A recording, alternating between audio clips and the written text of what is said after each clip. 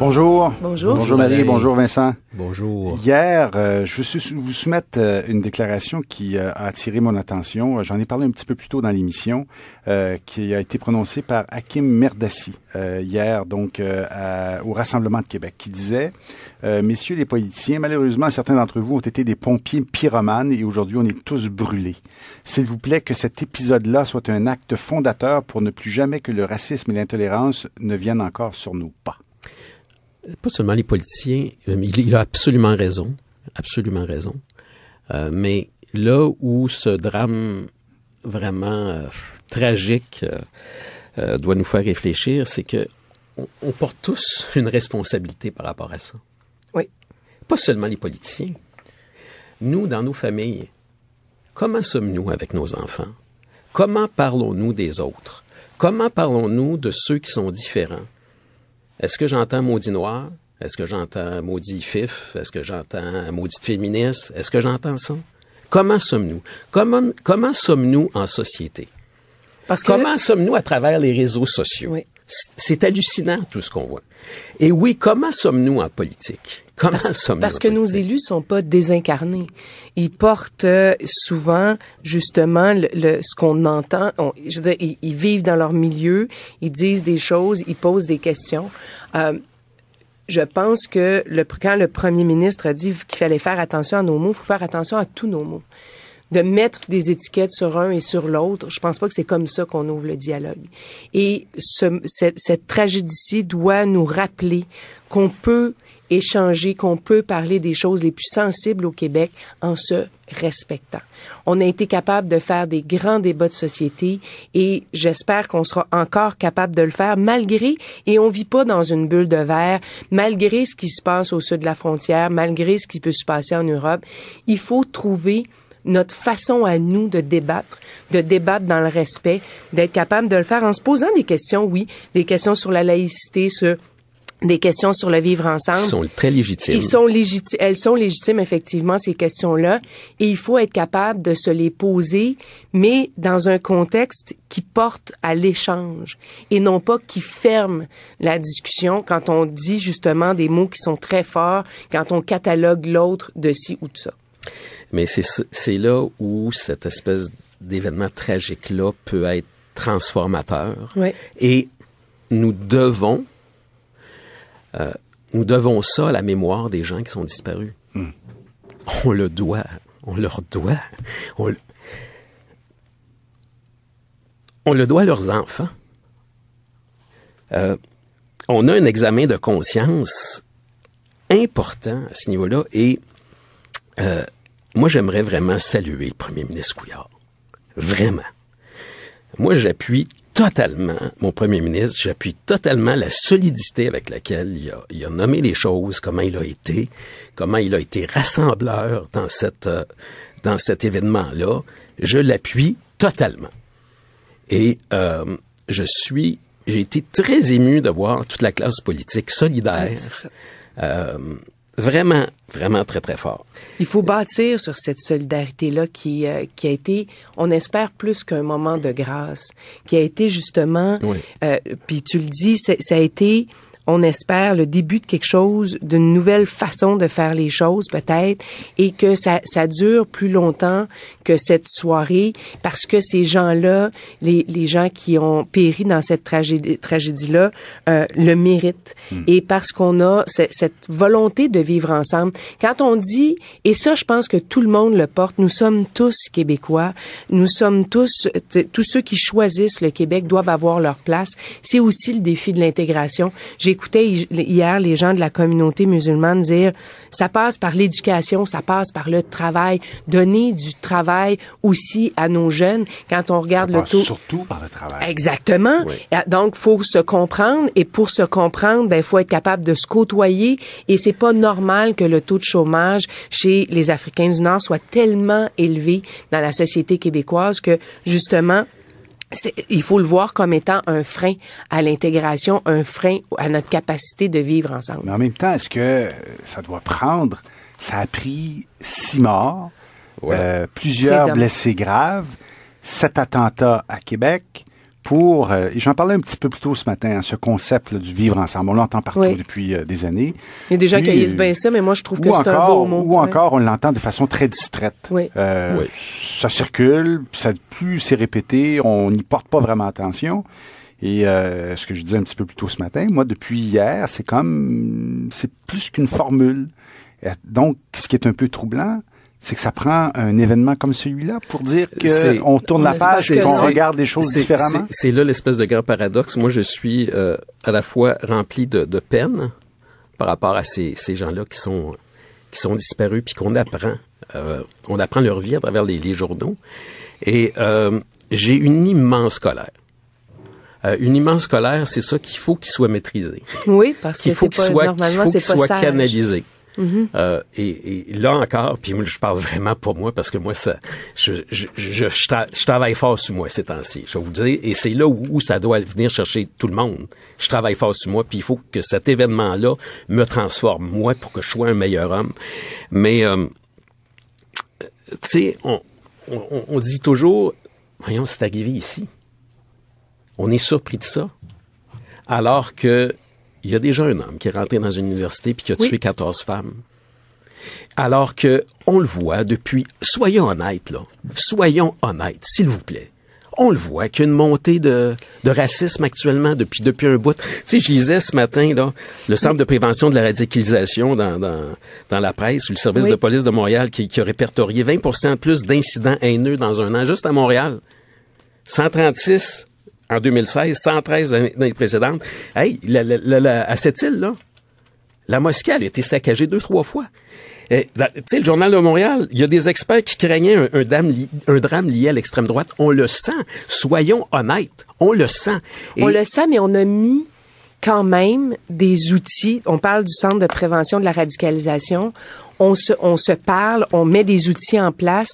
Alors, oui, on le sent, mais il me semble aussi qu'on a posé des gestes, qu'on est capable de s'en parler. On est capable, c'est pour ça que je me dis, il faut, et on vit pas dans une bulle de bonheur au Québec, là, je ne pense pas ça, mais il faut être capable de se dire on peut ouvrir le dialogue, on peut briser justement ces espèces de noyaux par l'éducation, par la parole, mais c'est pas simple. C'est clair que c'est pas simple, mais il faut faire attention aussi aux mots que chacun utilise de part et d'autre. Nous avons une responsabilité. Si une tête de porc ensanglantée, Marie, là, est déposée à la porte d'une mosquée, d'une église, au pied de votre porte, elle est à ma porte, là, moi, là. Puis qu'il y a un animateur radio qui banalise ça, puis qui dit que c'est une petite joke entre amis. Mais t'es dehors, man. T'es dehors. Une tête de porc à la tête d'une mosquée, c'est rien. Mais voyons donc, je m'excuse, là, mais les groupes d'extrême droite qui disent, voyons donc, on n'a rien à faire là-dedans. T'as rien à faire là-dedans, man. Bon, il y a une affaire qui s'appelle la folie. Il y a un gars qui a tué par folie. Et il y a tout ce qui va exacerber après. Et c'est là où nous sommes tous responsables. Comment, moi, dans cette espèce de folie, dans cette spin, dans cette spirale-là, j'encourage ça. L'émergence d'un... Il y a de la folie, mais je l'exacerbe. Quand tu as des groupes d'extrême droite, là, qui disent, hey, voyons, on n'a rien à faire là-dedans. Le groupe Légitime Violence, qui a sorti un clip musical où il bâchait les immigrants 2-3 heures après le drame, dimanche soir. On fait quoi avec ça? T'es innocent, man. Je pense qu'il faut dénoncer. T'es vraiment innocent. Non, t'es un salopard. On n'en parle pas. Ben c'est ça. Moi, je pense qu'il faut dénoncer les propos puis ne pas leur donner justement l'espace du jour, tu sais, parce que il y a un moment donné, on va tomber dans une spirale. Et l'équilibre est fragile entre effectivement ce qu'on peut porter, la liberté d'expression et la liberté et notre capacité de vivre ensemble. C'est tout ça qu'il faut trouver justement. Il faut trouver le bon dosage dans tout ça, et c'est là où ça prend justement je trouve que ça va prendre un grand doigté de la part de tous ceux qui ont un droit de parole pour faire attention, pour justement ne pas donner trop de visibilité ou ne pas donner de visibilité du tout, mais dénoncer les propos sans justement les aider à porter leur voix plus loin. De toute façon, on n'a pas le choix de vivre ensemble, on gèle ensemble. Oui. Hein? Fait qu'il faut se coller. C'est ça l'acte fondateur. Fait qu'il faut se coller. On gèle ensemble. On va essayer de se réchauffer ensemble. C'est ça, exactement. C'est pour ça. Hier, dans le froid, il y avait beaucoup de chaleur, n'est-ce pas? Oui. Semble-t-il qu'au centre, il faisait plus chaud qu'au début de la soirée. Mais à travers ça, ce drame-là, j'ai commencé à penser à tous les musulmans, moi, qui m'ont constitué, qui m'ont fait. Moi, quand j'arrive ici, là, à 5h30, là, il y a Fatima qui s'occupe du café. Elle fait du bon café, Fatima. Oui. Puis elle le voit. Puis moi, c'est pas évident pour moi de faire ce que je fais ici. C'est pas évident pour moi de faire ce que je fais ici. Dire. Et Fatima, elle le sait.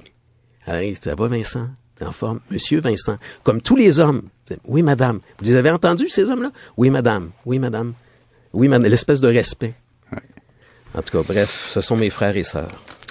Ben, merci de cette discussion, de ces témoignages. À demain. Bonne journée. À demain. Bye. Oui, à la gare centrale. Oui, on sera là. Beaucoup, vous le savez, ont exprimé depuis dimanche leur tristesse et leur incompréhension sur la place publique à la suite de cette tuerie de dimanche. Parmi elles, Mariama Zouri, nouvelle présidente du Congrès maghrébin au Québec. Bonjour. Bonjour. Hier, vous avez parlé, vous étiez à la conférence de presse avec le maire Coder hier, vous avez dit que vous n'aviez pas de mots pour traduire comment le tissu social et le vivre ensemble auquel doivent collaborer tous les acteurs de la société québécoise ont été bafoués. Qu'est-ce que vous voulez dire? Absolument. En fait, je voulais dire que ce qui est arrivé, cet événement triste, ça vient nous dire qu'il y a un wake-up call aujourd'hui et que le Québec, chose qui est rare et qui est presque n'existe pas dans la culture québécoise, cette violence de cette envergure-là et cette haine vient déstabiliser tout le travail qu'on est en train de faire tous ensemble. Ça fait 400 ans que le Québec est là. Moi, ça fait 16 ans que je contribue à ce Québec-là. Et il y a des gens à différentes périodes dans leur vie. Il y a des gens dans des communautés grecques, italiennes, ça fait 100 ans, 150 ans. Et tout ce vivre ensemble vient d'être bafoué hier par un geste fort. Mais je pense qu'il faut saisir cette opportunité-là. Je l'appelle opportunité pour la simple raison que c'est triste comme événement, mais je pense qu'il y a beaucoup de travail parce que ce qui s'est passé, c'est au début des premières dépêches, on pensait que c'était un musulman, puis c'était triste parce que on est stigmatisé, étiqueté, qu'à chaque fois qu'il y a un geste terroriste, c'est un musulman. Et hier, c'était un de chez nous. Ouais. Et je dis bien chez nous parce qu'il faut que vous commencez à accepter au Québec que quand Mariama Zouri dit chez vous, c'est chez elle aussi. Et c'est un nous inclusif. D'accord. Quand on parle de cet événement, vous dites un wake-up call avant l'événement. On peut pas nier qu'il y avait une dégradation dans les relations entre les communautés. Et vous dites, entre autres, vous considérez que votre communauté est un peu une communauté mal aimée depuis longtemps. Évidemment, il y a eu septembre 2001. Et il y a eu tout ce qui a suivi après. Jusqu'à quel point c'est difficile à vivre? En fait, ce que je peux vous confirmer que oui, on se sent probablement moi pas personnellement parce que j'ai un parcours professionnel différent, mais je sens que ma communauté quand elle vient me parler, les mots qui sortent c'est on est rejeté, on n'a pas notre place et on est poigné ici. Et moi le réflexe que je dis, qu'est-ce que vous avez essayé? On est poigné ici, ça veut dire quoi? Ça veut dire que presque ils peuvent pas retourner de là où ils viennent parce que ils sont partis pour une raison précise, que ce soit économique ou sociale ou des gens persécutés quelque part dans certains pays. Et en d'autres places, ils sont là, ils doivent composer avec une réalité, mais il y a un mur entre eux et le Québec. Et aujourd'hui, on vient de voir ce mur-là. Les Québécois, probablement, de Sochi, ils voient pas ça parce qu'il y a, je pense, qu'une peur qui s'est installée de l'inconnu de l'autre, qui est d'abord une peur humaine, d'avoir un peu une peur de l'autre, tout simplement. Et celui qui vient d'ailleurs. Comme nous, originalement, il y a 400 ans, on venait d'ailleurs. Et on a bâti longtemps, il y a eu un travail inimaginable jusqu'à aujourd'hui pour bâtir ce qu'on est en train de voir un peu s'effriter ou en tout cas toucher de façon profonde dans les valeurs d'une société qu'on veut bâtir et qu'on est en train de bâtir ensemble. C'est quoi ce mur? Est-ce que c'est la question religieuse principalement? Parce qu'on a l'impression qu'avant septembre 2001, on y revient, que les relations étaient assez cordiales. En fait, je pense qu'il y a un événement de mondialisation aussi de la haine à travers le monde et une stigmatisation de tout ce qui est musulman. Et le fait qu'il y ait une ouverture des médias sociaux et cet accès à l'information et à propagande parce que on n'écoute pas les champions de la communauté musulmane à travers le monde. On les écoute pas au Québec. On n'est pas représenté nulle part presque, à quelques probablement exemples près, mais au gouvernement on n'est pas représenté. On voit pas des Mariam Azouri et des Mohamed je sais pas quoi au gouvernement, mais dans les hautes instances. Donc il y a un problème d'identification et d'identité. Qu'est-ce que ces gens-là partagent avec les Québécois? Ça c'est la profonde question. Quand on dit identité québécoise, identité canadienne, c'est quoi ces valeurs? Moi, quand je pense aux valeurs qui m'ont encouragé à rester ici, je pense au respect, à la sécurité. Je pense à ma capacité de travailler et d'arriver à ce que je veux par la force du travail. Et quand je pense à ma communauté, je pense à des gens qui sont surqualifiés, surdiplômés, mais qui n'arrivent pas à avoir de l'emploi. Moi, mon premier plan d'action pour lequel j'avais entamé mes fonctions depuis 2 semaines, c'était aller l'intégration économique. On peut pas. Ça commence par là. Ça commence par là, vous l'avez bien dit. Trouver un travail pour faire vivre sa famille. Exactement, faire vivre sa famille, que ses enfants puissent aller faire du ski, faire des activités d'hiver pour aimer le Québec, que les gens puissent rebâtir leur relation familiale, parce que quand on arrive d'une culture différente, même les rapports hommes-femmes changent, les rapports aux enfants changent, les rapports par rapport à autrui changent. Et tout ça n'est pas considéré dans le processus d'intégration du moment où la personne atterrit à l'aéroport jusqu'à ce qu'elle est lâchée dans la grosse jungle d'informations, puis elle doit se démerder pour se trouver un emploi et se dégrader professionnellement puis il n'y a pas de gêne à se dégrader professionnellement, ça veut dire accepter un poste moins que ce qu'on avait.